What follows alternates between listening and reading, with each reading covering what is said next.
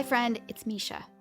Welcome to one of our mini episodes where I share a story with you that has nothing to do with your life, but in a fun way helps you think about your life. I believe when we can look at our life in an abstract way, it can help open up insights about ourselves that we have never seen before. Let's jump in. Today's story is called McKenzie and the Neighbor. McKenzie is the daughter of Lorena Evans, who has been a guest on the podcast the last couple of weeks.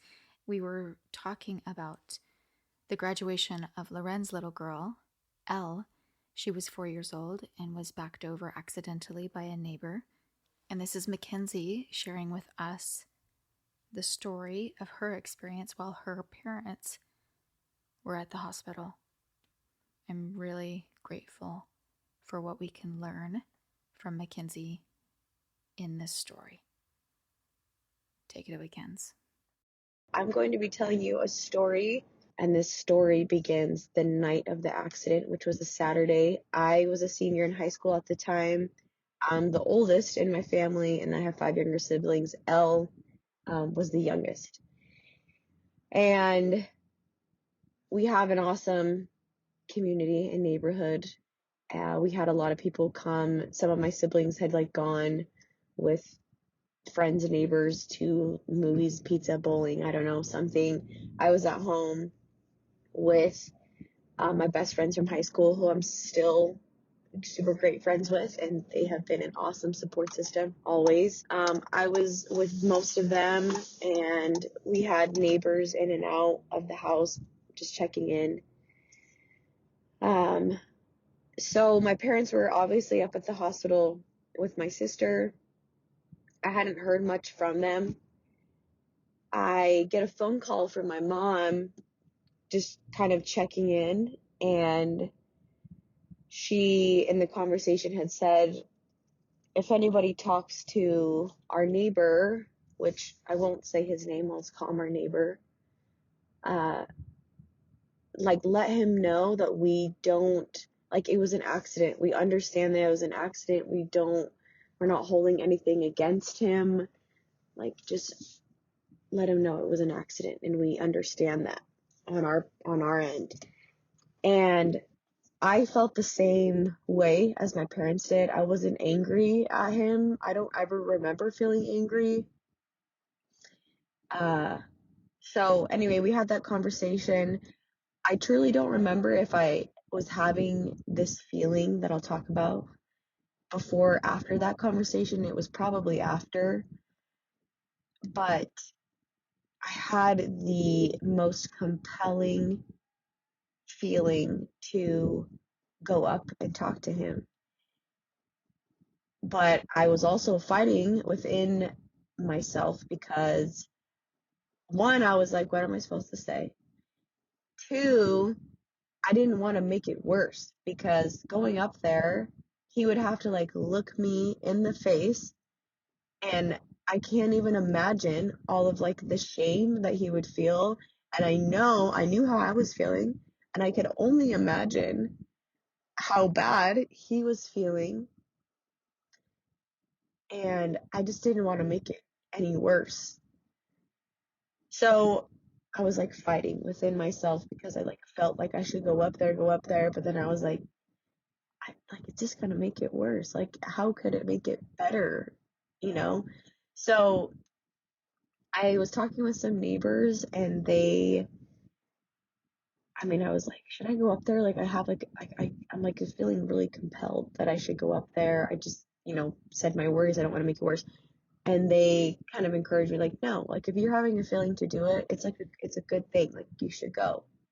Okay, I'm going to go. Don't know how long it took me to make the actual decision, but I ended up going up there. My friends helped me up there. We kind of just all walked together. It's a 45-second walk up the hill. And I was kind of on this adrenaline rush. The biggest thing in my mind is I didn't want to break down and start crying in front of him, because I feel that would just make it I wouldn't be able to speak, and then it would just make it, so much worse in my head. So I was kind of on this adrenaline rush. I had no idea what I was going to say. Like, what do you say in a situation like that? And anyway, get up to his door, knock on his door. Somebody in his house answers the door. I don't know who it was. Um, and this was one of the most impactful things I've ever seen in my life, for in weird ways, in many different ways.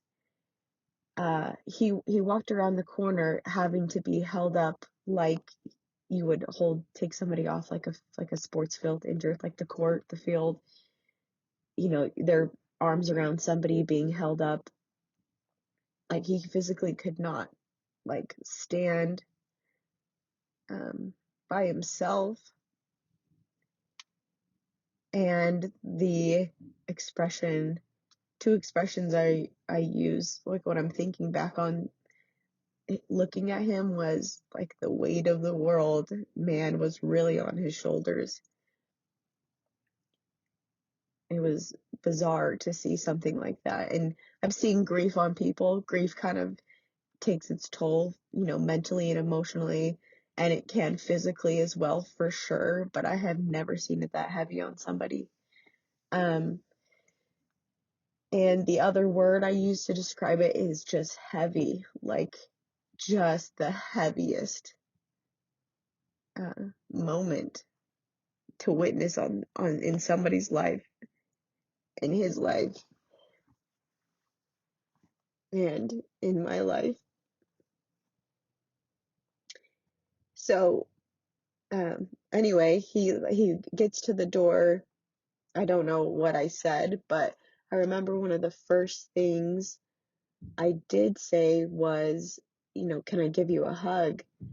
And I gave him a hug, and I don't even remember exactly what I said, honestly.